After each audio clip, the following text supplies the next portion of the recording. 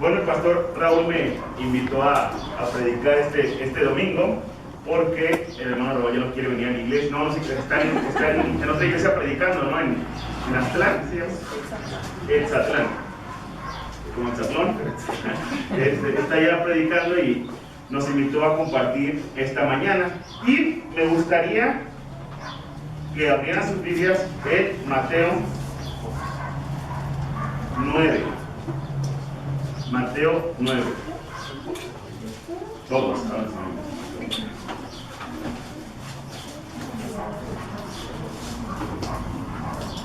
Ok. En Mateo 9. Me van a grabar para mandárselo al pastor. Mateo capítulo 9. Y me gustaría también preguntarles, ¿saben qué se celebra pronto? ¿Y qué es la Semana Santa, Tirsa?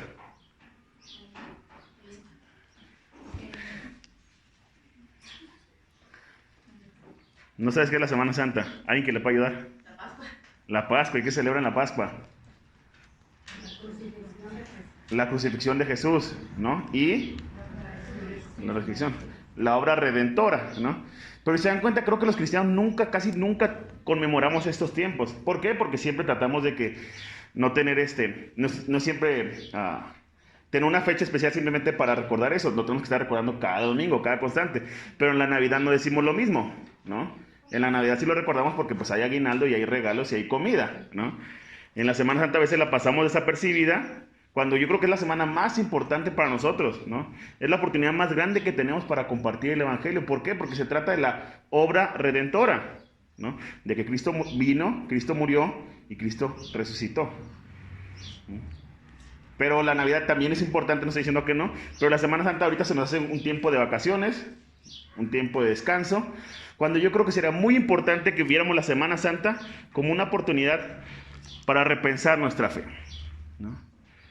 Somos seres humanos imperfectos y creo que siempre tenemos que tener un trabajo y una tarea constante para decir qué puedo mejorar como cristiano, ¿no? O qué me está pidiendo Dios que cambie, ¿no? Recordar la Semana Santa, ¿no? En torno a eso sería muy, muy diferente. Y no simplemente como unas vacaciones para descansar y para disfrutar a la familia. Sí es importante, sí está bien, ¿no? Pero creo que siempre es una muy buena oportunidad para repensar nuestra fe, repensarnos como cristianos. ¿Quiénes somos? ¿No? ¿Qué dice la gente de nosotros? ¿En qué necesito cambiar de mi vida? ¿No? ¿A qué de lo que siempre me han dicho que tengo que cambiar le he puesto tantos pretextos que nunca cambio? ¿No? O también, ¿no? ¿Con quién nunca me he reconciliado? ¿No? ¿Con quién discutí? Lo dejé desapercibido y como buena persona simplemente enfriamos la relación y ya nunca reconciliamos. Creo que siempre es una muy, muy buena oportunidad y me gustaría que reflexionáramos en esta mañana en el legado de Jesús. ¿Cómo fue recordado Jesús? ¿Cómo era recordado Jesús? ¿Cómo pensaban de Jesús? Digo, nosotros creo que siempre que se nos viene a la mente hablar de Jesús, nos podemos imaginar esta cruz, ¿no? Y que resucitó, que movió la piedra. Pero también, ¿cómo era recordado entre los suyos Jesús? ¿Cómo veían a Jesús? ¿No? ¿Cómo lo describían a Jesús?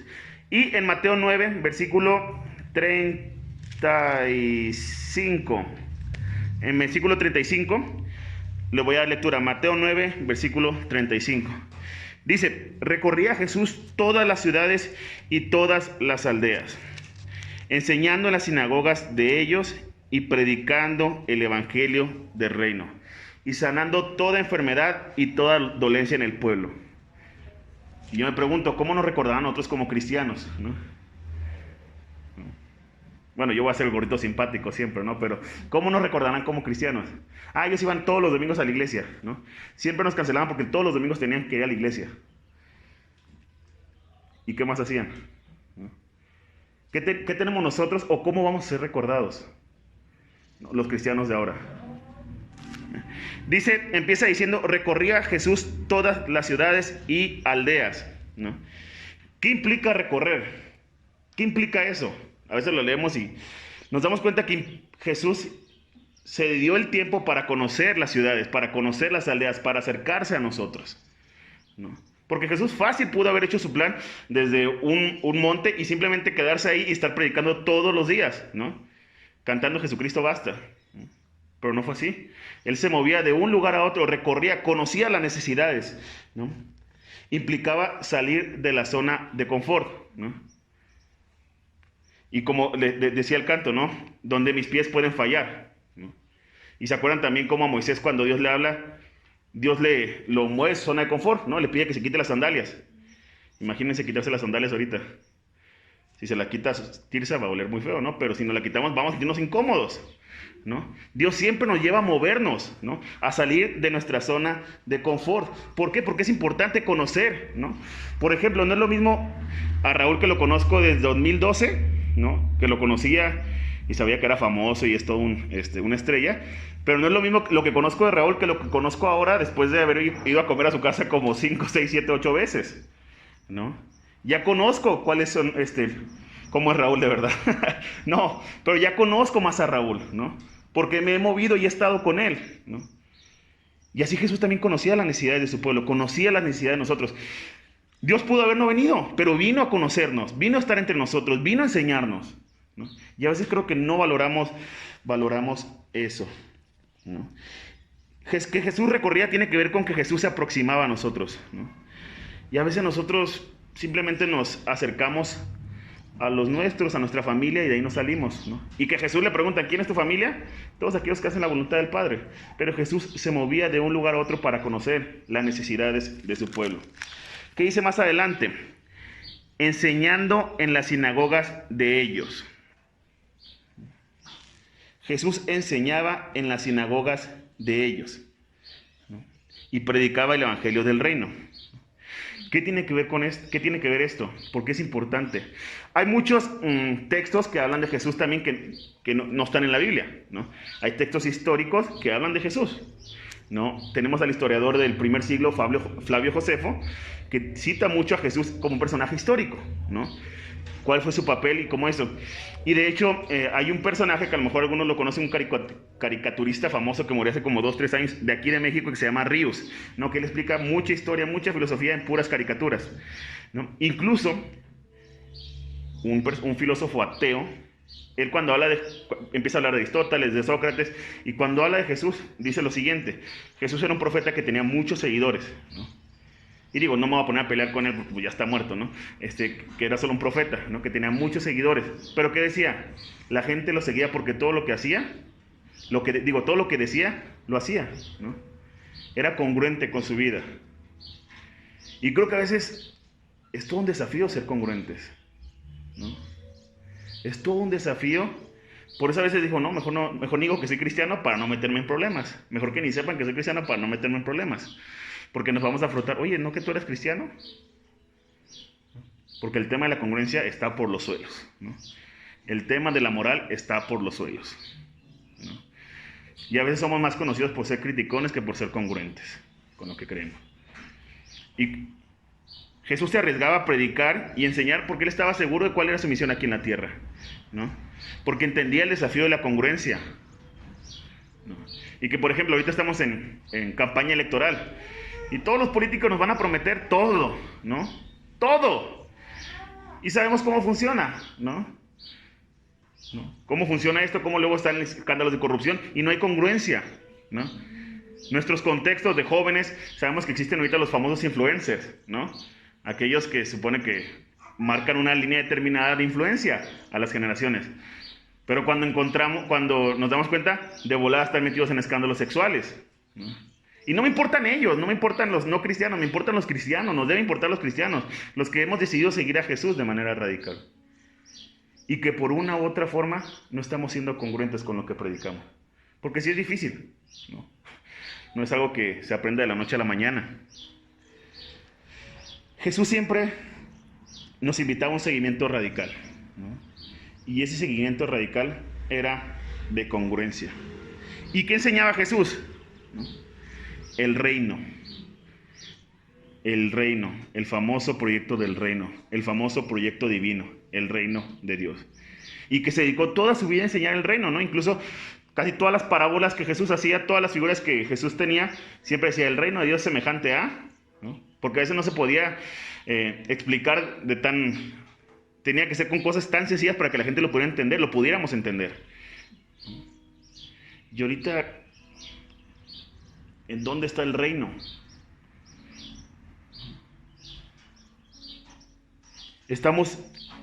¿En qué estamos cayendo como cristianos? ¿No? Y de hecho este texto, se dan cuenta, abajito es el texto que conocemos mucho como la mies es mucha y los obreros pocos, ¿no? Y es un desafío enorme. Y por último, dice, recorría Jesús todas las ciudades y todas las aldeas, enseñando las sinagogas de ellos y predicando el evangelio del reino. Y dice, y sanando toda enfermedad y toda dolencia en el pueblo. ¿Cómo podemos nosotros sanar toda enfermedad o decir que somos cristianos y oramos por nuestro país si no conocemos lo que le duele a nuestro país, a nuestro contexto, a nuestro vecino, a nuestros compañeros? ¿No? Por eso este texto siempre ha sido vital para entender el ministerio integral de Jesús, ¿no? A veces pensamos que con solo venir a la iglesia es suficiente, ¿no? Pero aquí Jesús, este era el trabajo de Jesús 24/7. Así era recordado, ¿no? Nos hemos enfocado tanto a veces en, ay, ¿seré salvo yo? ¿Serán salvos ellos? O ya están elegidos o no están elegidos. Es decisión del hombre, es decisión de Dios. Hemos enfocado tanto nuestro tiempo en discusiones tan vanas que nos hemos olvidado la misión que nos encargó Jesús, ¿no? Sed pues imitadores de Cristo. Recorran todas las ciudades y las aldeas, enseñen en las sinagogas y prediquen el evangelio del reino y sanen toda enfermedad y toda dolencia en el pueblo. Se dan cuenta, todos los relatos de Jesús están plagados de esto, ¿no? Esto hacía Jesús, ¿no? Se la pasaba de aquí para allá escuchando las necesidades del pueblo, se la pasaba de aquí para allá sanando, se la pasaba de aquí para allá enseñando, ¿no? Y ahorita nosotros nomás venimos el domingo y ya, hemos limitado nuestra espiritualidad a eso, ¿no? Y era en ese contexto que podemos pensar que en esta Semana Santa que estamos recordando la muerte y la resurrección de Jesucristo, nos va a motivar a llevar una vida cristiana más activa, más fuera de nuestra zona de confort, ¿no? Porque creo que el desafío es enorme, ser como Jesús. Sanar toda enfermedad tiene que ver con una vida dedicada al servicio de los demás y que es cansado, ¿no? Es una vida dedicada al pueblo de Dios. Una vida dedicada a problematizarse de todas maneras de cómo podemos ser mejores cristianos, de cómo podemos cambiar la situación que estamos viviendo. Y a veces estamos tanto en nuestra zona de confort, ¿no? Que decimos, no, ya las cosas ya no van a cambiar, así es y así va a ser siempre, ¿no? En cambio, Jesús nos invita a que podemos ver las cosas de una manera diferente, que otro mundo es posible, ¿no? Que la construcción de un mundo mejor es posible. Y creo que ese es el desafío de hoy. Jesús recorría, Jesús enseñaba y Jesús sanaba. Motivémonos a ser cristianos integrales, a hacer obra integral, a no simplemente buscar la salvación de las almas, sino la transformación de las vidas. A no solamente estar buscando que esta iglesia se llene, sino que esta iglesia impacte a los de afuera, ¿no? A todo alrededor. ¿Cuántos vecinos hay aquí? Guadalajara está creciendo muchísimo. Digo, está esa popa, ¿no? Pensemos siempre en cómo podemos ser cristianos que mantengamos este legado. Y yo le pregunto, ¿qué pasaría si usted hoy fallece? ¿Cómo sería recordada o recordado?